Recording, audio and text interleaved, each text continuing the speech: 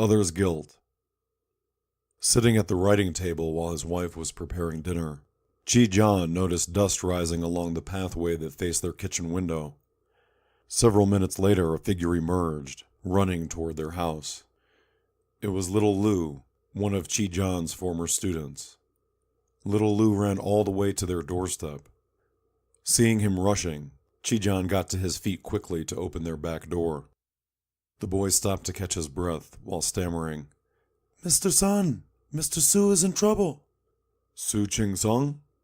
"Yes. They found his certificate of the communist member?" The boy seemed not quite sure what he was saying, as though he were passing on messages understood only by adults. "Su Ching-sung is a communist?" Chi-John asked, but immediately understood that it was useless to raise the question to this boy standing in front of him with an expression of total unknowing. Chi-John had been aware that Su Ching-sung was participating in various politically active groups with sometimes radical opinions, but he'd never imagined that Su Ching-sung would become a communist. "They picked him up?" "No. He was away when the police came to his home, and then he ran away when he heard about the search." "So where is he now?" The boy pointed toward the woods behind him. Chi-John started in the direction of the woods, but was stopped by his wife, Su-Jen. "No, don't go. You'll disclose his hiding place if you go." She turned to little Lou. "You go, but come back here 2 hours later, when the sky is completely darkened. When you come back, you can tell us what Mr. Su needs. Go back to town now, but walk, don't run. Pretend you just visited us to borrow a book from your teacher. Be calm. Understand me?" The boy nodded. Su-Jen went into the house and grabbed several buns and a jacket. "The jacket is for Mr. Su, and the buns you can share with him." Before little Lou took off, Su-Jen put her hands on his shoulders, comforting him. "Don't be afraid. We are doing the right thing. We just cannot let others know at this moment, okay?" Little Lou walked away, calmer. Chi-John was surprised that his wife was handling the whole incident so strategically.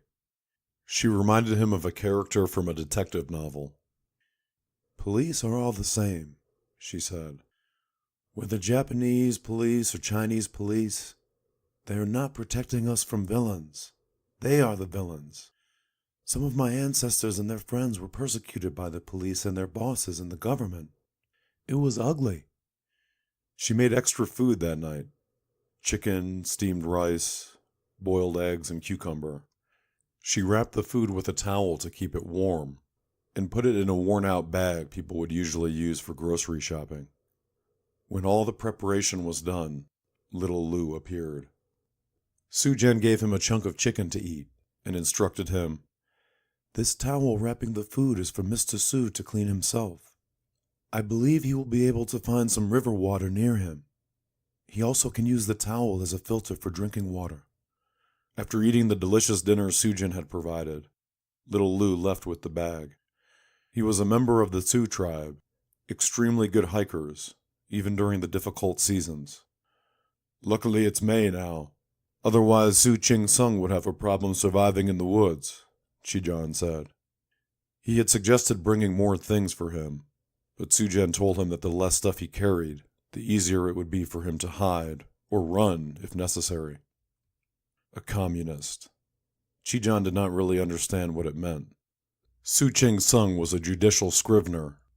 He earned his educational degree and professional certificate in Shanghai.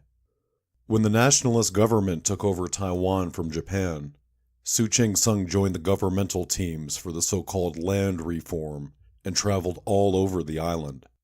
But he returned after about 2 or 3 years and worked as a paralegal in the town down the hill.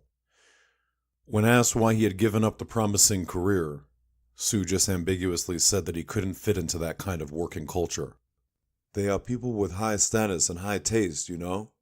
I came from a humble upbringing, and I feel more comfortable with the lifestyle of the working class." They overheard that officials who had come from the Chinese nationalist government tended to use public funds for their personal activities, such as drinking and partying. And when they traveled, They demanded that local businesses treat them to free accommodations and even offer them gifts. They believed that they were bringing prosperity to impoverished villages and people should feel thankful. Su felt excluded by his colleagues, for he did not know what was good wine, good food, or a good outfit. He did not know the cities in China they were talking about, and couldn't comprehend the jokes they told. Was that the reason why Su Ching-sung had become a communist? The enemy of the nationalists?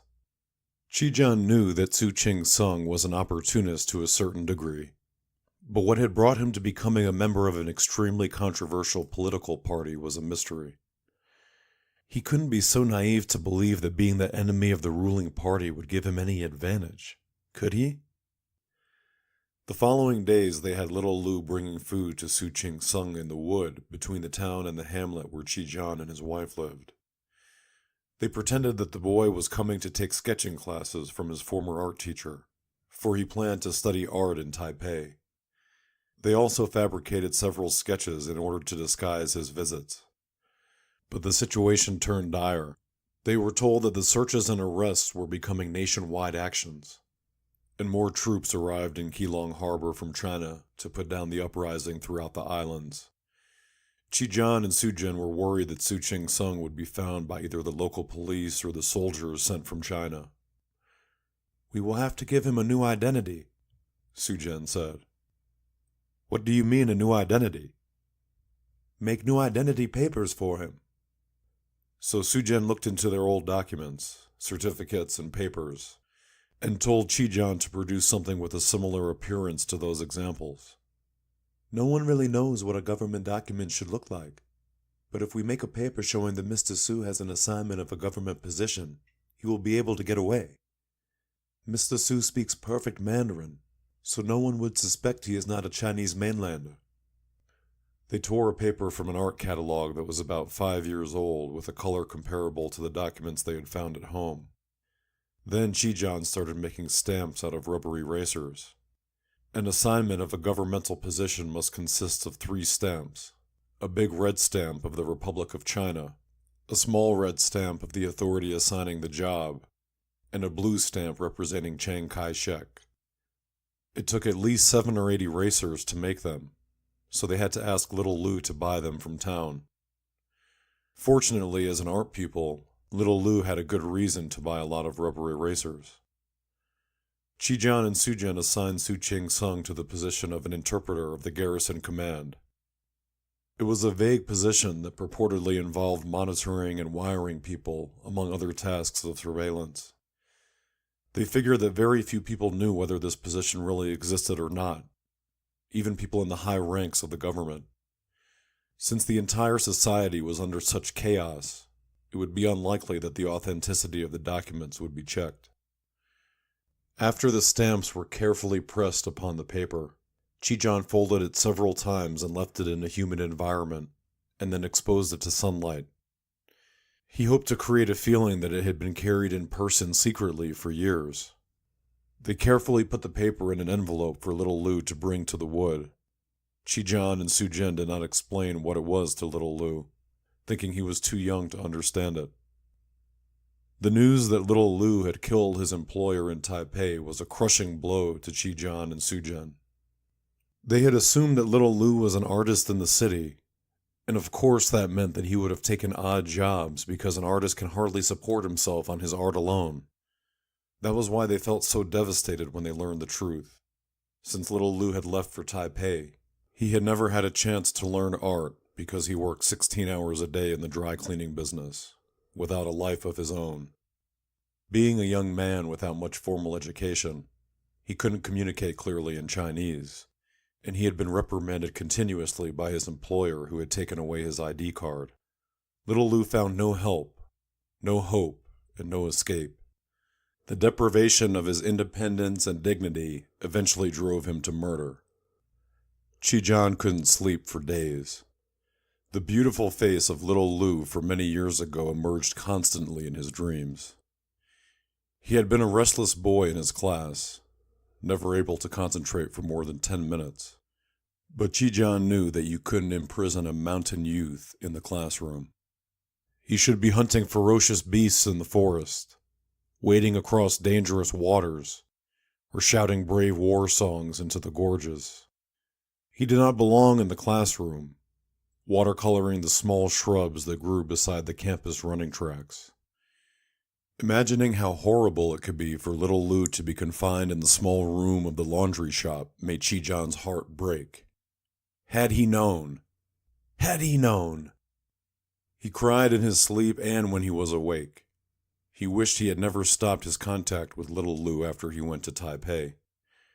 He was so naive to be convinced that little Lou would have succeeded in his pursuit of an art career in such a hostile city.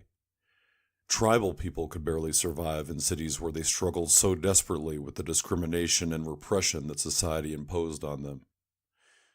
The court sentenced little Lou to death, according to the criminal law that commanded, "Whosoever commits murder shall suffer death."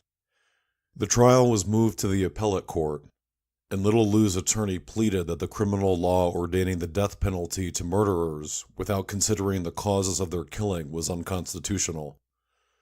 So the appellate court ordered an investigation into little Lou's psychological condition. Unfortunately, the investigation resulted in a decision that little Lou was sound enough to bear responsibility for his brutal behavior, so the death sentence stood. People from all the tribes initiated a special petition for little Lou's amnesty. It was the first time such an action had been taken by all the tribes in Taiwan. They told the public that blaming little Lou only showed how unjust the society was toward indigenous people. The discrimination and exploitation of tribal people had a long history and had never been indemnified. The petition won great sympathy from the public as well as some law experts. They tried every possible means to save little Lou, even extraordinary appeal. But extraordinary appeal was designed for procedural mistakes found in decided cases. The appeal had to be filed by the Supreme Prosecutor's Office, though it seemed unlikely to happen because that office kept playing the petition down. But Su-Jen reminded Chi-John that Su Ching-sung was the Deputy Prosecutor General. Over the decades, Chi-John and Su-Jen had no doubt that Su Ching-sung not only escaped the disaster of being found a communist, but also climbed up the bureaucratic ladder by making good use of the fake certificate they had manufactured for him. They recognized the irony at the same time that they felt a sense of pride in the techniques they had used to fake the document. These officials must have been idiots to believe him and his proof. As a communist converted into a nationalist, this villain in the eye of the ruling class had made himself a dignitary among them. Chi-John decided to write Su Ching-sung a letter. Respected Sir, I write this letter on behalf of our mutual friend Lu Tam-sheng, who is sentenced to capital punishment for his mistake. It is an unforgivable crime he has committed, but as a badly tormented young man with very limited perspective and social support, he did not see any opportunity to break through his plight. I am humbly urging you, our greatly respected Deputy Prosecutor General, to look into his suffering. Once you understand what he has gone through, you would never hesitate to file an extraordinary appeal for Tom Chang. You must remember, back in the year of the turmoil in our hometown, what a compassionate boy he was. He risked his own life to help our townsmen survive during that most dangerous time by bringing indispensable materials to everyone in need. Please forgive my rudeness for writing this letter, but little Lou's life is at stake, and I can't think of any other way to address the injustice that the people of my community are facing. I am convinced that the last legal action, the extraordinary appeal, eventually will bring justice, which is the only hope for little Lou and his tribesmen. Yours faithfully, Sun Chi-John. Chi-John was very clear that his letter was more a blackmail than it was a petition. By reminding Su Ching-sung that Chi-John and his wife had produced the paper for his escape nearly 20 years ago, he hoped that Su Ching-sung might feel a little threatened and do something for little Lou. A week later, Chi-John got a response from the office of the Deputy Prosecutor General. To Mr. Sun, regarding your letter on 18 April, the Office of Deputy Prosecutor General responds as follows. The Deputy Prosecutor General has never had any personal acquaintance with Mr. Liu Tamshang, and thus had no interaction with Mr. Liu before the trial or after the trial. Court decisions are based on the legal professionalism of the judges, and the decision as to whether or not an extraordinary appeal should be filed is in the hands of juristic professionalism as well. Regards, Office of Deputy Prosecutor General. Reading the letter, Chijan and Sujin were extremely disappointed. He is not afraid that we might disclose his fake certificate? Chijan asked in despair. Who'd believe us? We had never thought of leaving some clues on the paper so that one day we might make use of them.